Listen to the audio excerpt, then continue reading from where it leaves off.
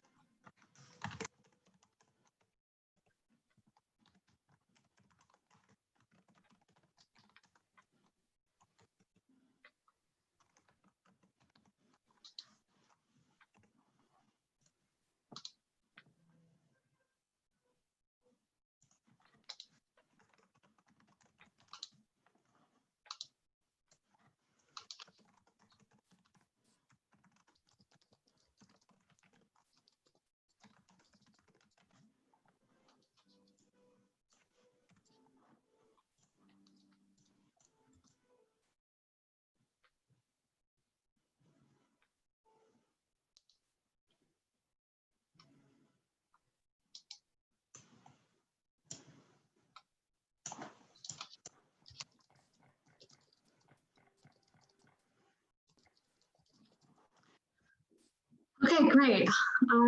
Well, I know that you guys are all busy, so I want to get started, and I want to make sure that we have enough time to get to everyone's questions tonight the best that we can. So welcome to the Community and Play Talk. My name is Allison Perlman, and I am the project manager for Boston Parks working on the Moakley Park project. Before we jump into our presentation, I'd like to go over a few how-tos and what to expect tonight. Next slide, thanks. Interpretation was not requested, so this meeting will be in English, but for future engagements, please know we want to hear everybody's voices, and so we do offer translation and interpretation if requested, so just reach out to me, to my email, which is allison.perlman@boston.gov. It's at the bottom of the screen. And for those that are joining by phone, Maren, do we have anybody joining by phone? Doesn't look like it. I think so. Okay. Great. So next slide. Tonight's meeting is being recorded and will be available on the project website within a week. I want to acknowledge those who are here tonight. Thank you for your time. But I also want to acknowledge that this is really a community-inspired plan. So please share what you learned tonight or direct your neighbors, friends, and family to our website so that they can view the recorded meeting that we'll post when their schedules allow. I also want to note that during the presentation, portion of your video and mic will be disabled, but we will turn it back on for the discussion. So feel free to turn your video off if you do not want to be recorded. We also want to ensure that this conversation feels accessible to everyone and each one of you feel comfortable sharing your questions and comments. Please be respectful and mindful of others' time so everyone has the opportunity to participate. Keep questions project specific and not personal to encourage conversation, which is solution driven. Once you've submitted or asked a question, please wait till others have an opportunity to ask questions before submitting another one. You can always set up a conversation with me too. Please contact me through my email, which again is at the bottom of the screen, allison.perlman@boston.gov. Over the last few weeks, Boston Parks has held a Moakley Park preliminary plan virtual open house and a focused discussion on sports and active recreation. We have 2 more engagement opportunities, including tonight. These talks will focus on specific topics and give us the opportunity to see everyone and dive a little deeper on design aspects which are most important to you in these specific areas. Tonight, we'll focus on community and play. And next week, we will focus on public health and the environment. Please go to our website to register for this last talk, the public health and environment, if you have not already. So there are several ways for you to engage tonight with us. During the presentation, you can use the non-verbal options found if you click on participants. When you click on that, it'll open a sidebar. And there you will find a yes and a no icon. Please use these during the presentation. After the presentation, we would love to hear your thoughts in more detail. At that time, we'll turn the video back on so we can see your face for those that want to join via video. In addition, if you are on the phone, you can raise your hand by pressing *9. If you're online, you can use the chat feature. Again, that's at the bottom of the screen. Or you can raise your hand by selecting the participants again and going to the sidebar and raise your hand. We do ask for you to include your name and any affiliated organization with your question. And don't worry, I'll bring the slide back up during the question and answer period because I know it's a lot of information for those that don't use Zoom all the time. So hopefully that took care of the housekeeping information. So tonight we are joined by an exceptional team, both from the parks and from our design consultants. From the parks team, I'd like to recognize Rob Rodenbucher, who's the chief engineer, Liza Meyer, the chief landscape architect, who's not here tonight, but has been an essential part of this project, and Commissioner Ryan Woods, who is dedicated to improving access, equity, and building community relationships. Thank you. From the design team, we have Amy Whiteside and Maren Breakow from Stoss Landscape Urbanism, and Sherry Ruane from Weston Sampson. I'd also like to recognize a few electeds who have joined us tonight. We are honored to have staff from Senator Collins and Senator Flaherty's office. And I'm not sure if Councilors Flynn and Baker or Representative Beal have shown up or the staff is here tonight, but they've been at many of our meetings. So thank you all for your participation today on Moakley Park.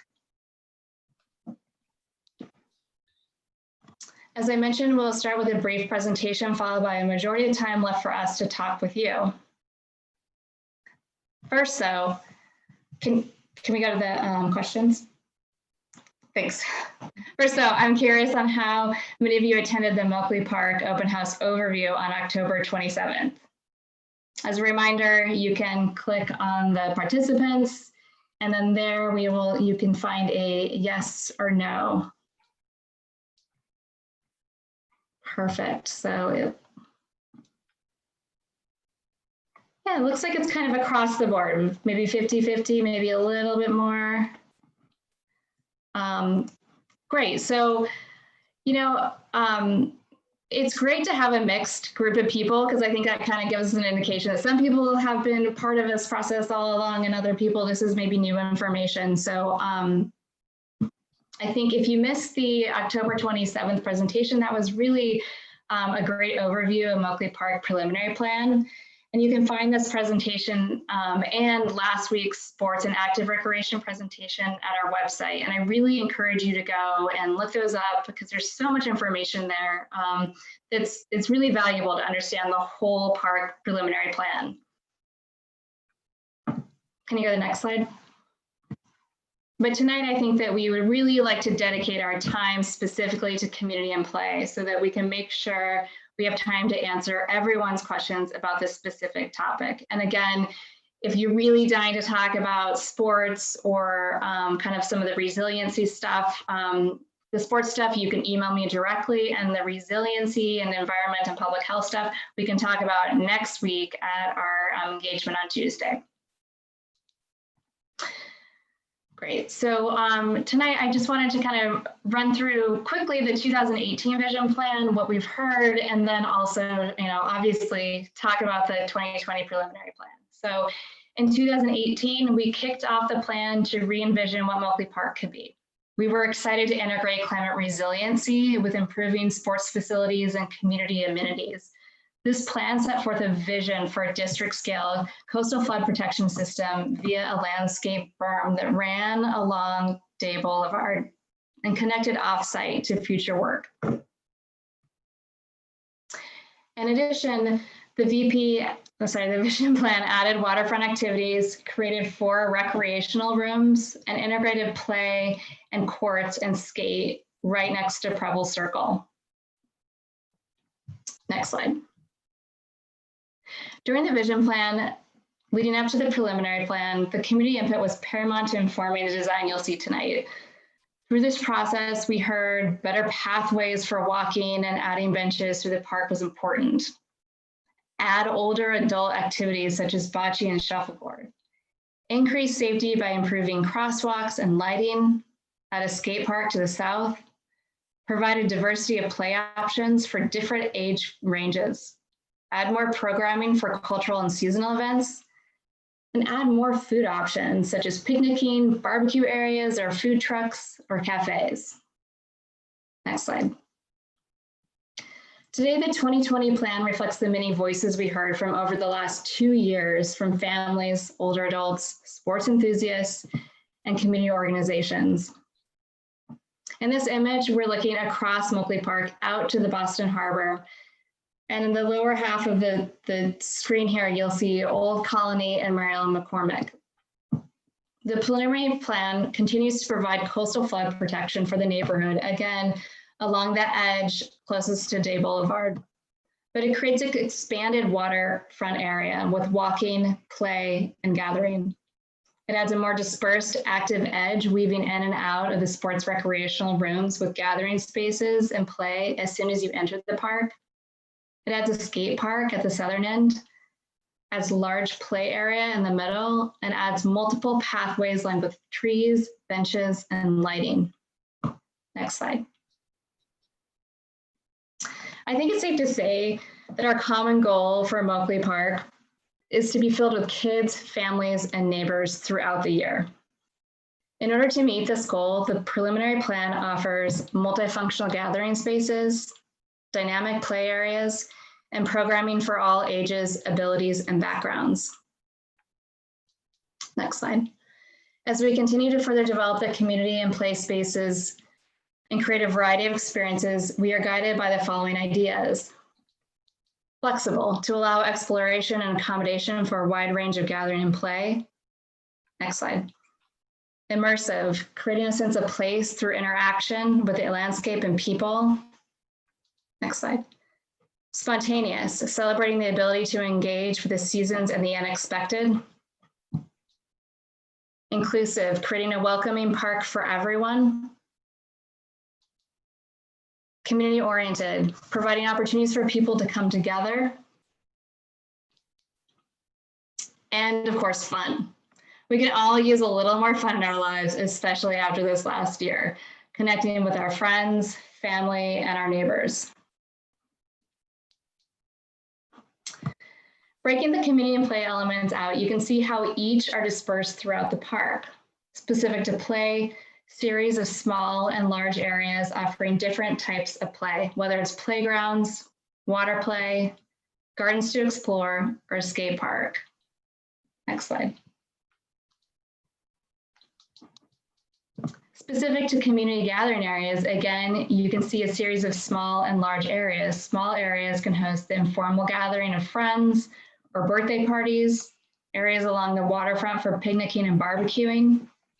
Larger areas such as the waterfront amphitheater can be used for performances, and the stadium and multi-use fields can be used for larger cultural events. There's also a series of buildings. We have the community building, which is along Old Colony, and this could include a use that's similar to what's used for today, which is the Ollie, and also include a community room. There's an events building, which is in the middle of the park, and that could provide a space for a cafe or an indoor event space. And then of course there's restrooms throughout, because we heard loud and clear how important restrooms are for everybody. So to give you a sense of what some of the community and play spaces could look and feel like, I'm going to turn it over to Amy, and then we'll come back to you. So you can let us know, are we heading down the right path? And if not, what did we miss? So Amy? Great, thanks, Allison. So diving into this a little bit further, I want to run through a series of slides that just give you some images of the kinds of things we imagine happening in some of these spaces that Allison just described. So first up, we have a series of spaces that we imagine to be active. At the sort of core of the park, right at the center, and really important to the idea of play, is a large playground. We imagine that to be active and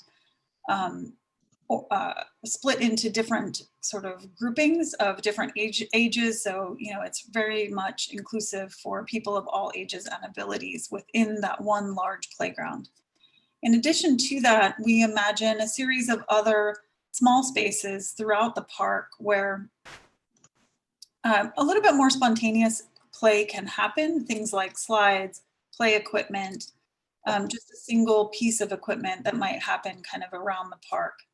In addition to that, as Allison mentioned, we envisioning a skate park at the southern end of the park, as well as potential for areas of things like climbing walls or even just topographic mounds that kids can kind of run over and create play out of.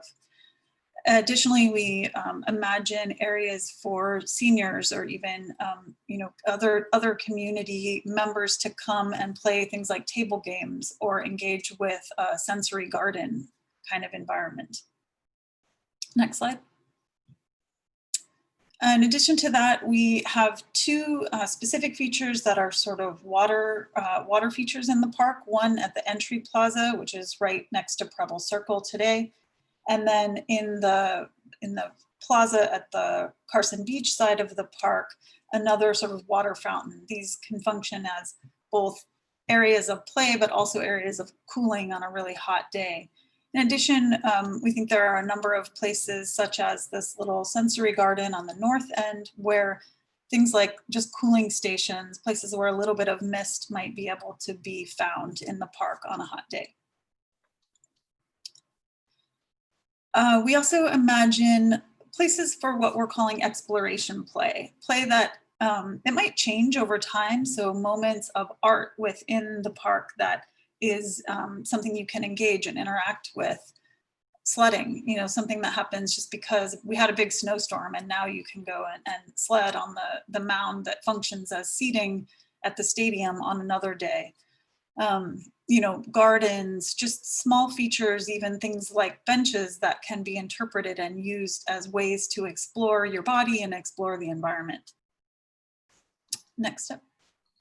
And then additionally, threaded throughout these are a series of community amenities. So Allison talked about the community building right at this entry plaza near Preble Circle. There we also imagine there could be places for community games, as well as I mentioned already, the kind of water feature in the plaza on the Carson Beach side. We have a few places along the beach side where picnics and barbecue spaces can be found.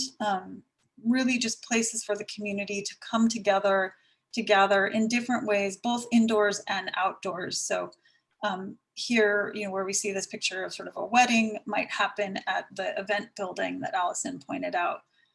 And then in other places in the park, just nice shaded areas where you can, bring a picnic and sit on a blanket with your friends and get together.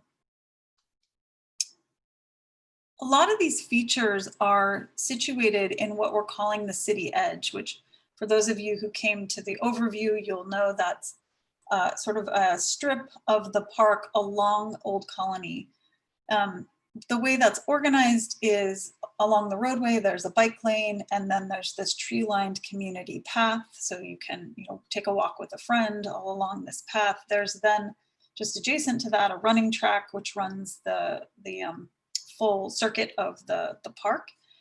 And then what we're calling a kind of amenity zone or a flexible space. And that space has opportunity for a variety of different things, places for seating, and then areas where we imagine different things might happen. And that's really one of the things we want to hear from you is sort of what activities are you interested in having in these spaces? So, we've imagined a basketball court, a water garden, games and tables, different types of seasonal gardening, shuffleboard, bocce, any number of these types of activities that might fit in that space. Next slide. So turning it over to you, the first question we have for you is what would bring you to the park? We're really interested in kind of, what would be the most exciting thing if you had one thing that you would just say that'd be the first thing that would bring me there. If you can, I think we're entering into the chat, correct, Maren? Yeah, great. So if you can just enter into the chat, what would bring you there? Great. I see farmer's market right off. Nicholas was ready with that. Live music, fantastic. Lots of music, seasonal festivals. Awesome. All of these right now are things that can happen, and we're imagining in the in a number of these spaces, anywhere from there's a sort of amphitheater in the plaza along Carson Beach, at the stadium, in the entry plaza. Great, we've got a whole bunch of good stuff. Water park, picnic areas, performances, sitting under trees.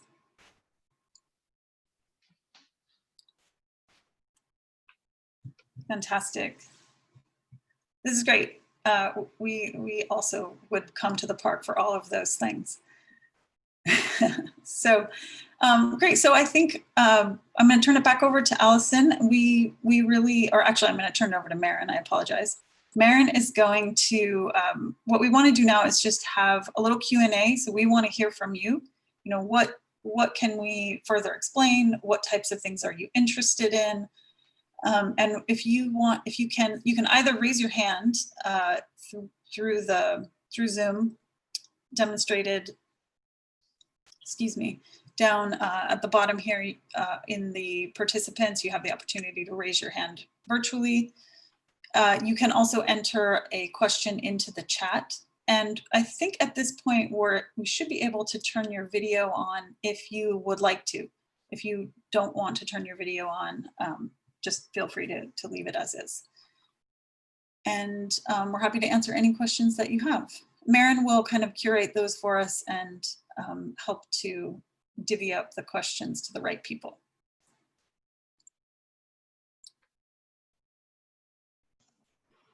And while everyone's thinking about questions, I do want to say I'm really excited to see the chat and see that many of the things that you guys are bringing up, I think we've been thinking about almost all of these, and we've created spaces for these to make sure that they can happen, that we have the right electrical connections, to make sure we have actually able to plug in things for movie nights and performances. So this is really great. I think tonight we're really interested in diving, like, what do these spaces feel like? What do you want to do there? And then also play environments. What's important to you and your kids, whether it's places to put strollers or what type of play equipment you're interested or your kids are interested in. That's kind of what we would love to hear tonight. So please feel free to offer comments or ask questions.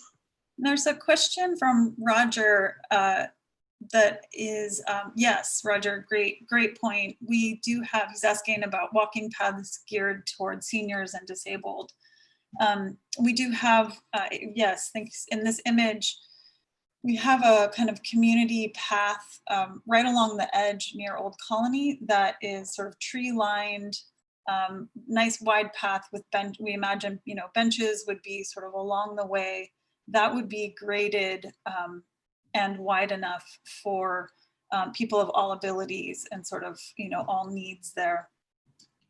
That would, that runs the entirety of Old Colony and kind of around the edge of the park. There are then, of course, some smaller loops. Actually, we'll talk a little bit more in the next talk, which is about public health and the environment. We'll talk a little bit more about some of the walking paths and running loops that we imagine in the park. But there are a series of those, all of which will be graded, at around 5%, right? So that they're all accessible. And also there's going to be benches along the way. So there's places for people to rest if they want to walk, because, Moakley Park is 60 acres. It's pretty big. So we actually, early on, we went out with a group of older adults and went on a walk with them around the park and realized there really just wasn't a lot of diversity of pathways for people to choose from. Some of them were in terrible condition, and there wasn't any benches if you wanted to stop and rest. And so I think that that's something that we're looking to add to the park. And also lighting, because we know it's getting dark so early. So it's important to add lighting to those pathways as well. And I'll just add that we're also really interested in hearing. I know we have had some conversations with some of the seniors groups and what types of activities they would want to make sure that they have, just as much to do here in the park as other users. So I know we've heard things like pickleball and table games. If there's other recommendations you have, we'd certainly love that input. I was also wondering if Sherry from Weston and Sampson could speak a little bit more to play for the disabled. I think we're really interested in incorporating that, and she's sort of our play expert on the team. Sure.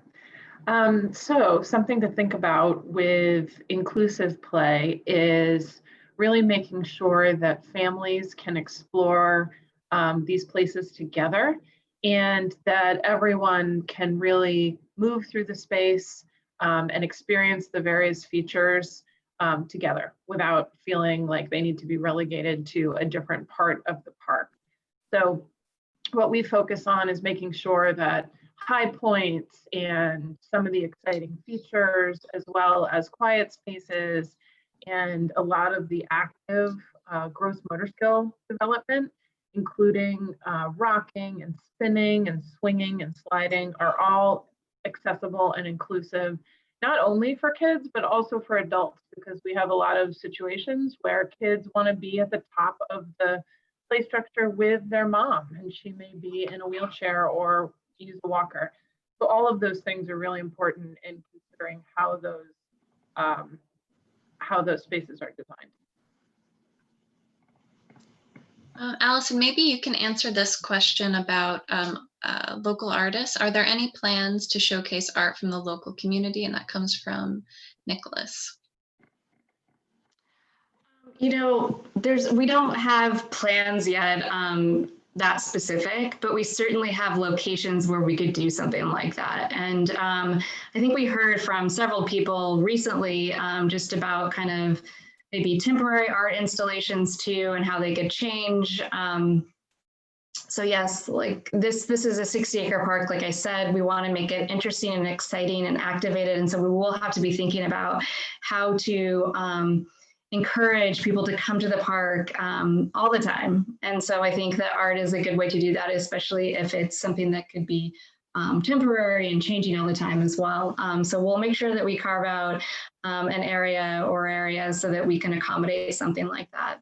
We've also talked a little bit about interactive art that could be a more permanent feature or a temporary feature. Maybe it's something that we do during the season. So when it's cold out and everyone is dying for something that they want to get out and go explore, but it's freezing cold, we really need to have something exciting happening at the park to get you there. And I think that, we've seen it in other cities and other countries, lighting, a lot of really beautiful lighting exhibits that happen in the winter to encourage you. I mean, I just went to the zoo lights at Franklin Park. It was amazing. It was a pretty cold evening. So I think that exploring those kind of ideas is important to make sure that this park is activated throughout the year. Let's see, we got a couple of comments here that I think we could just chat about. Someone's excited about the destination building with an anchor cafe, a place for people to get coffee or bite to eat, enjoy the park. Maybe you could talk a little bit more about how we're thinking that building could function and what we'd like to hear from the community tonight. I'm sorry, is that directed at me? Yes, Allison. Okay, sorry.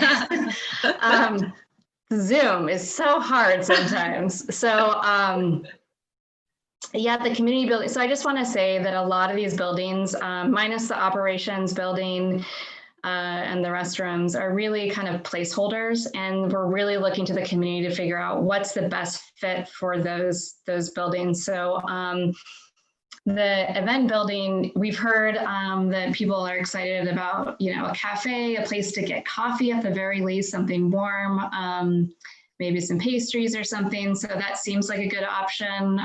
But we're also looking to hear, is there something else that people would like to see at that event space? And the same goes for the community building as well. We hear loud and clear that the Ollie is well supported, and that the programs that it does, the South Boston Neighborhood House does beyond Ollie is really important to the community. So, you know, that's a good fit for that community building. But we're also looking to hear, is there something that would be really exciting as well, that we could fit in somewhere? And so we're interested to hear what you guys have to say.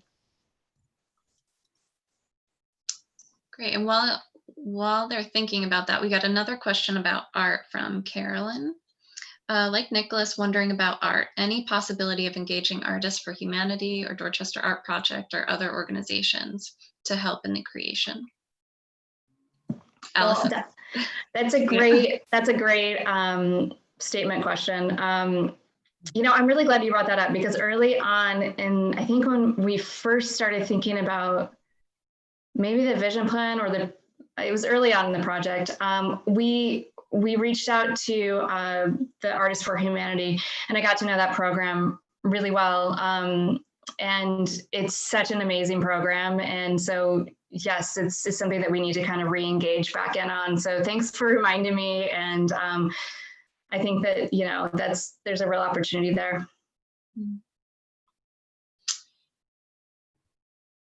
And there's a couple of questions related to Day Boulevard and the beach. So we've got, let's see, a couple of people asking about where the entrance is from Day Boulevard and what the connections are. And then related, are there any improvements to pedestrian accessibility from Columbia Road? The rotary by JFK UMass is scary to cross. So Amy, could you take the Day Boulevard entrances, and then I can talk about the access? Yep, great. Absolutely. Yeah, Day Boulevard, really, you know, we're one of the key themes that has been present throughout is on all of these roads, you know, how do we make them safer and ensure that access to and from the park is easy, it's clear, you know, and it feels safe. So right now, there are a series of crosswalks on Day Boulevard. I would say, you know, the primary entrance to the park remains the crossing where you have the bathhouse, and there's a larger lighted crosswalk on Day Boulevard at that point in the end comes across to this plaza that you see in the image here.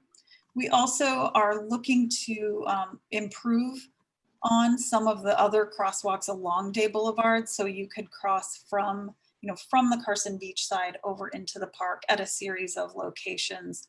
We'll be working, you know, Parks doesn't own Day Boulevard, so we'll be working with MassDOT and DCR and the neighbors on that side of the park in order to ensure that those work, you know, with traffic function as well as safely for others. We also imagine, you know, that there will need to be some connection over by the state police and the teachers union area, as many of you I'm sure are aware. There's some development happening on that end of the park, so that connection will also become, you know, an important one.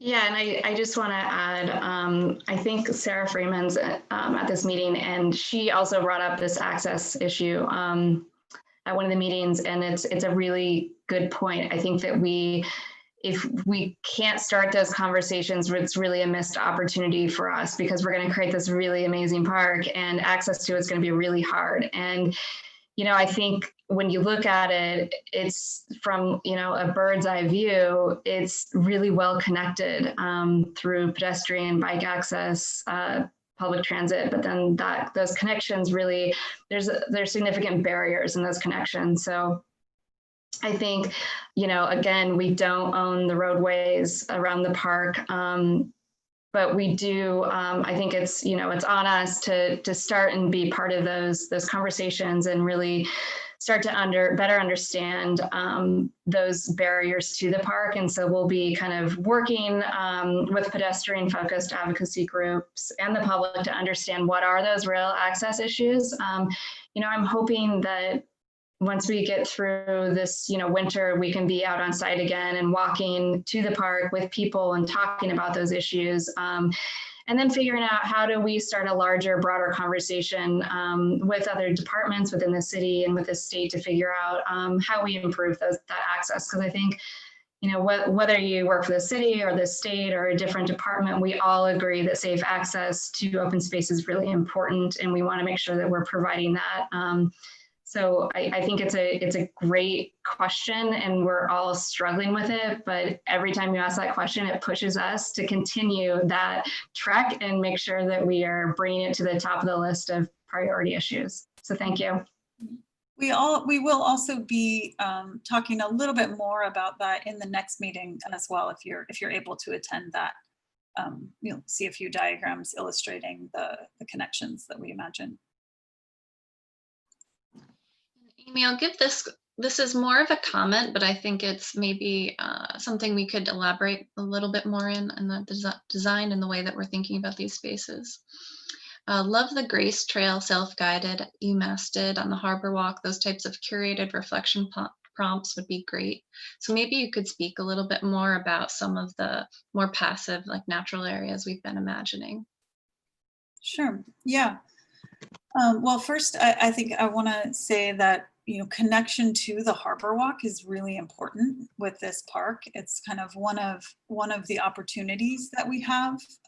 You know, Boston has done so much work in making the Harbor Walk this connected and dynamic place. So things like the trail, the Grace Trail that you mentioned, and even down in the Seaport, there have been moments for art and curation along that trail. So the first part of that is certainly, you know, connecting into the Harbor Walk, into some of those other spaces. And then in this image here, you can see we have a series, hopefully you can see, we have a series of these kind of coastal landscapes on the waterfront side of the park. And they're going to do kind of double or even triple duty for us. They help us in terms of resilience and coastal protection. Sort of reducing wave action and, you know, managing stormwater. But there are also some of these more kind of contemplative, passive spaces in the park, places for bird watching. And they might even be places where some of these art installations that people have asked about could happen. You know, places for that kind of contemplative interpretation that is creative, and it kind of connects you to the natural world. I think that those spaces, where the sort of marsh space and the dunes along the coastal edge, are really great opportunities for that kind of thing. So great comment. You know, really appreciate it. Similar, but we have another sort of comment, but I think it's worth elaborating on. Amy, maybe I'll throw this to you. There's play equipment and climbing equipment that appeals to older kids, still enjoy going to the park, but find the smaller equipment uninteresting. So maybe you could talk a little bit more about how we're thinking about designing for teens. I know that we've had a lot of specific ideas, but we'd certainly love to hear more from the community. Sure, I'll give that a start, and then I might also kick it over to Sherry. I think the short answer in some ways is we really want to hear from you. You know, we're really interested to know, what is it that teens want to do in the park? And, you know, how do we design spaces that really are active and interesting for different groups? In addition to that, in the large play space, we have kind of initially organized that into a series of age groups, and with what we imagine being sort of more challenging, you know, equipment or experiences that could come along the way with, you know, as you move through that space. What those are exactly, I think, will need to be a continued sort of part of this process. And maybe Sherry, if you want to speak to, you know, some of the things that you've seen really work in other play areas. I think the last thing I'll say there is, you know, we really have seen a number of parks and are inspired by a number of other parks that use a kind of, let's call it like a sort of nature play type of experience, you know, that kind of challenges you physically, but also is connecting you to the environment as places that kids of all ages are sort of able to utilize in different ways and kind of interpret for their own usage. Sherry, I don't know if you want to add something to that. Yeah, sure. I think we find that a lot of people have that question. I'm responding specifically in the chat about older kids who still enjoy going to parks but find smaller equipment uninteresting. That is an incredibly common comment that we hear. And I think it's important to keep in mind that in general, and this is not, the rule, but in general, play equipment is designed for two age groups, 2 to 5. Of course, we know that everyone plays on younger kid play equipment, below 2 and over 5, but that's just sort of an industry benchmark. And then 5 to 12 is the next age group up. Now, that is not to say that play equipment and climbing equipment should not appeal to older kids, but that's probably why that comment comes up. And so I think what we're looking at as we look across the entire 60 acres at all the opportunities for play is that there can be a larger diversity of older things that are attractive to typically older kids, or just really able-bodied younger kids who maybe have a little bit higher level of comfort with risk. And also nature play, moving parts, the things that really go above and beyond your prefabricated play equipment in a way that encourages imaginative play and nature play. So those are the types of things that as this design evolves, we're going to be considering. And as Amy said, we're really looking to get feedback from the community as to what is most important to you all currently. And then we will apply sort of, the design overlay as well as industry and safety requirements, certified playground safety and inspection assurances, etc. But we want to make it as vibrant and as compelling to the largest range of people, 0 to 100 as possible.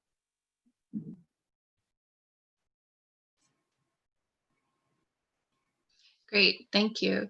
Yeah, I think certainly I know there's a couple of people in the chat here, and we've heard some examples of parks that people really like in the Boston area in the last couple of weeks. So Mary's talking about the Esplanade Park, and I know someone mentioned coming out of one of the other meetings, Patton Park in South Hamilton. If there are other parks that you think are really exciting or that you've been to in other cities in other parts of the country that you haven't seen in Boston, now's your chance. Like this is the time to sort of tell us what you'd like to see. And if you can't think of them right in the moment, you can email me. I'll put it in the chat, my email, and I'm happy to receive emails or photos is always great. I know I get a lot of, I really like this about, or I really like so-and-so park, but then I don't know exactly what they like about it. So it's also helpful to know what your kids or you find most interesting about the park.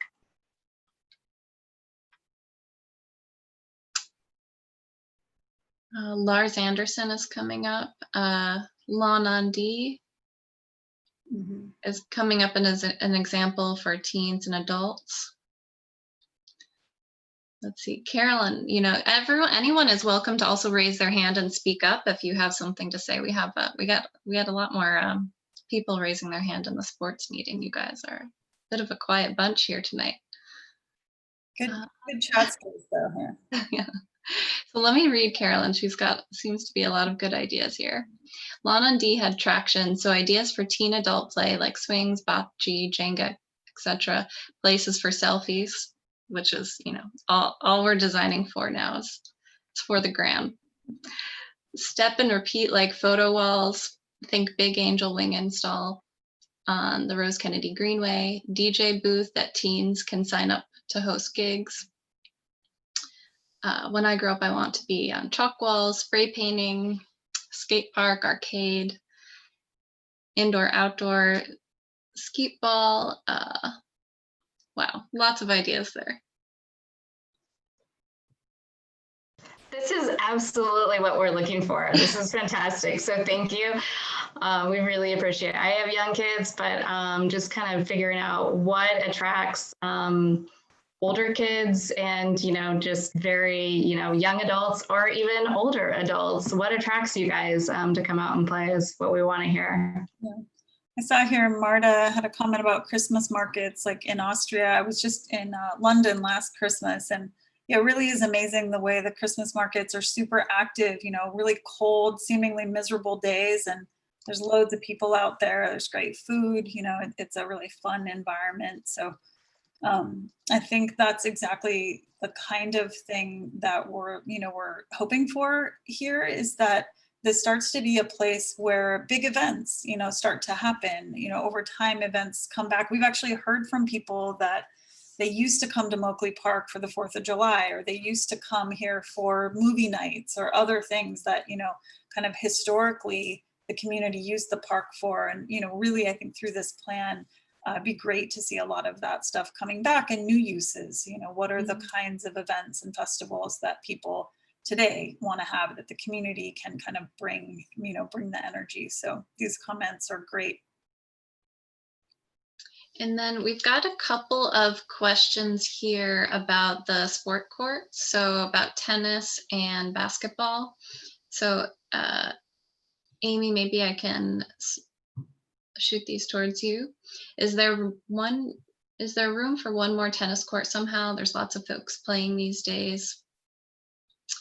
And then with lots of inner city teens, there are never enough basketball courts. We want to attract the Dorchester-wide community, and the city took down a lot of hoops in the last 10 years. How many hoops are there now, and how many are we proposed?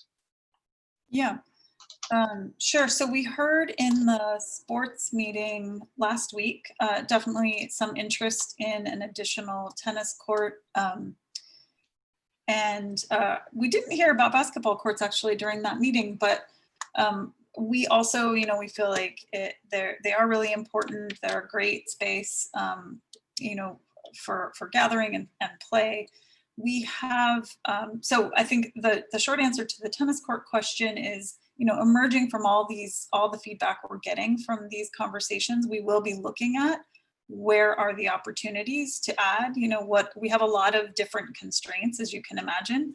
But we're certainly going to do our best to, take in input and do what we can to accommodate those things.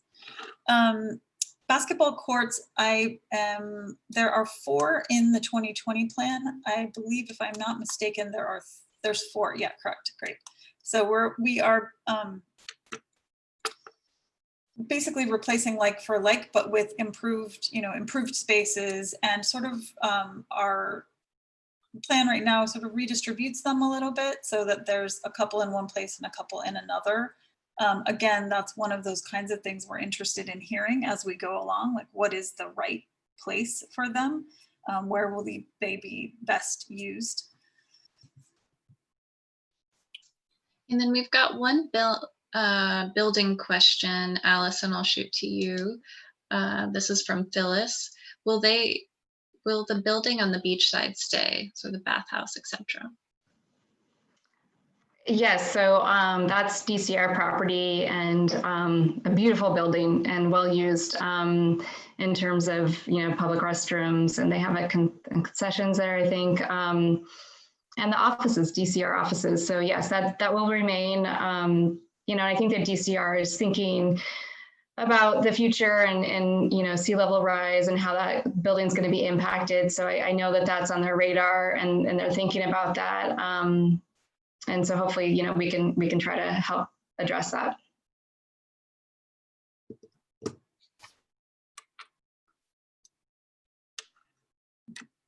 Great. So it seems like, I think we've gotten through all of the questions that have been asked so far. I know, Allison, we had some that we've been sort of talking back and forth as we were working on the design team. Maybe we could go through some of those in the last few minutes we have. I just really quickly, this is out to Jack Garvey. He said that he likes the active play history and dining at Domino Park in Brooklyn. I'm curious, I haven't been to Domino Park, I've just seen photos. So if you want to add in more into the chat of like what specifically, you know, what active play, what history, that'd be super helpful for us to kind of understand how those are integrated. Yeah, the history at Moakley Park is so interesting, you know, so it's nice to, we've enjoyed learning about it through the process. So, you know, some integration would be cool. And then we've got a question from James here about the gardens.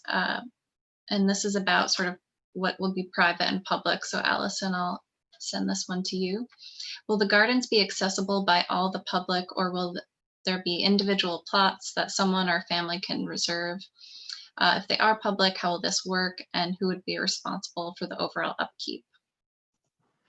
Yeah, so that's a great question. I don't think that we've really, we have areas kind of cut out right now for gardens. What those gardens look like is still really what we're coming back to the community and wanting to hear. I think some people are really interested in kind of gardens that they can go that are obviously open to the public and that they can go and experience that are cared for by either the Parks Department or we understand that this park that we're setting forth is enhanced maintenance. And so we have to think about that and who we would bring on to help maintain some of those areas that are kind of higher levels of maintenance. So that's who we'd be thinking about in those garden areas. There's some interest in community gardening as well that's been brought up from a Mary Ellen McCormick resident. And, you know, so I think that by and all, we really want to keep this, obviously it's public, it's a public park, so we want it accessible to everyone. But maybe thinking about if we could do a community garden and working with some folks over at Mary Ellen McCormick could be a possibility too. We're just kind of trying on ideas and seeing what the community thinks and what, you know, this is, I keep on saying this, but I cannot stress it enough. This is really a community driven plan. And I think sometimes people have a hard time with this because they're like, well, what are you going to do? And we're like, well, what do you want us to do? And so I think that this is a community driven plan and we really want to hear what's important to you. And we want to kind of elevate those voices and make sure that they're heard and that we're trying to think about everybody and not just kind of a few individuals, but thinking about everyone that's been participating.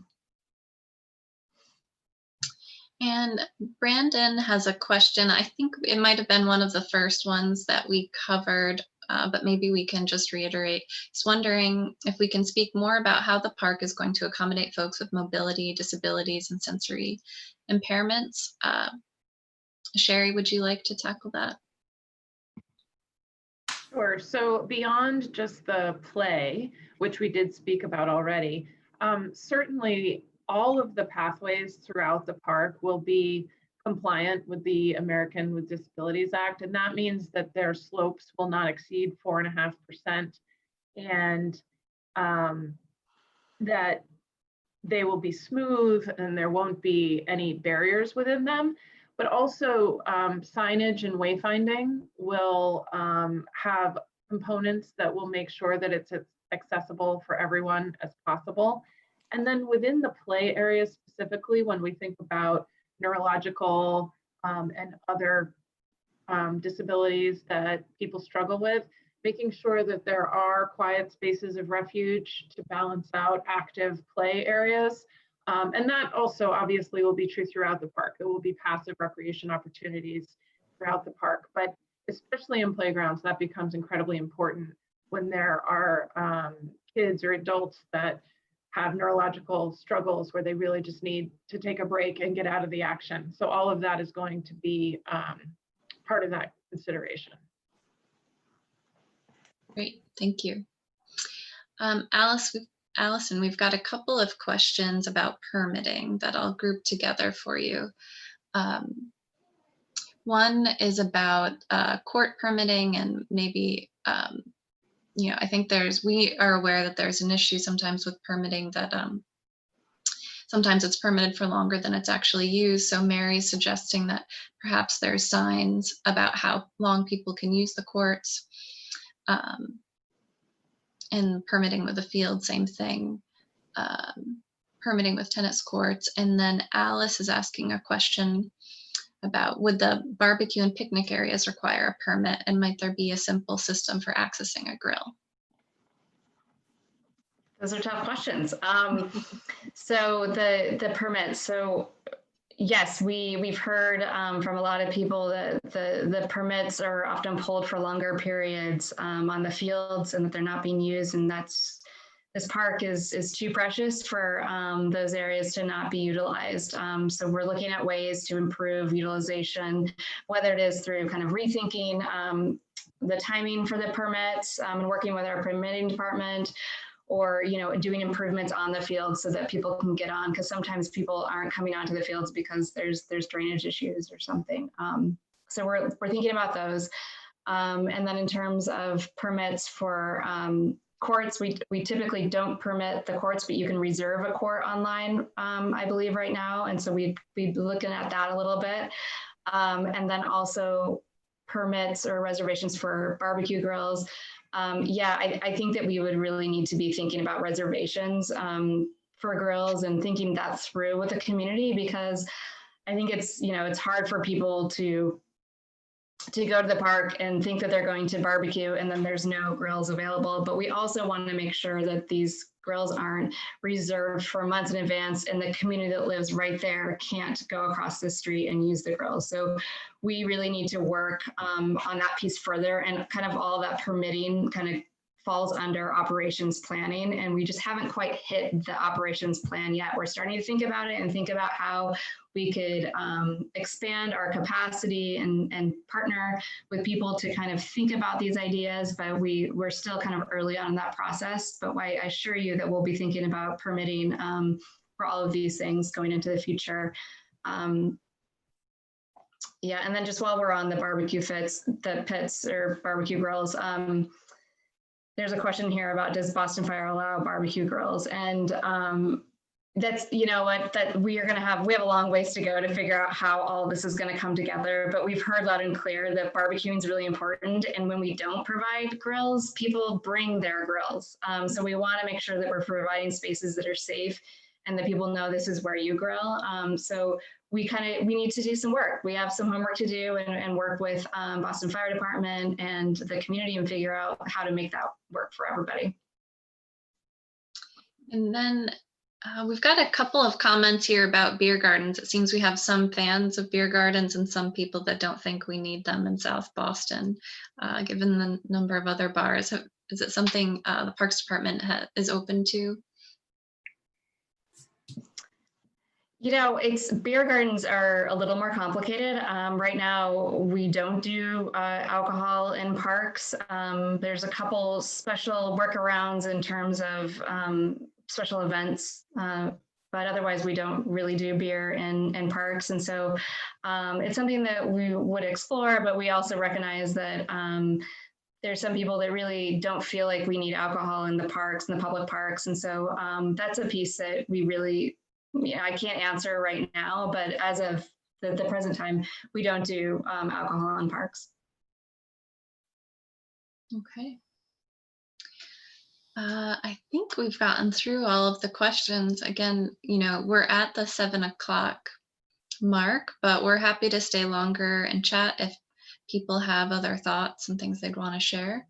And, as Allison mentioned, you can always email her. We have the next meeting coming up, so I'll just go back to that and let Amy close it out here. Great. Yes. So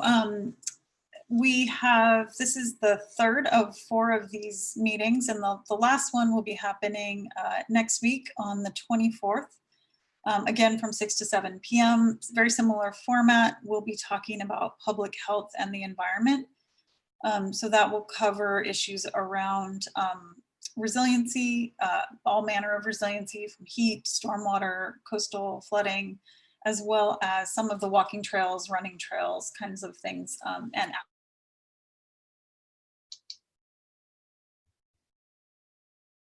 Oh, it looks like Amy's frozen. Allison, maybe you can pick up. Yes, so I was kind of in the middle of adding stuff to the chat about how to register for the next meeting. Oh, Amy, there she's back. You can finish. Great. I didn't freeze at all on my end. Give me like a weird signal or something if I'm freezing. So come to the next meeting. And then the website, we just want to point out that all the information about the park is at the website, including the recordings of all of the meetings that we've had to date.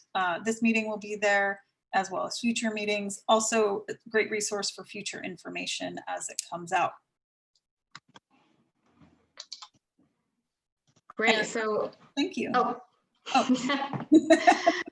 Yeah, so thank you everyone for joining us tonight. I encourage you to come to the next meeting. I think it'll be a great one, and we can talk a little, dive more into resiliency, and then also a lot of the public health stuff. So please join us, and thank you for your time tonight, and enjoy the rest of your evening. Great, thank you everyone.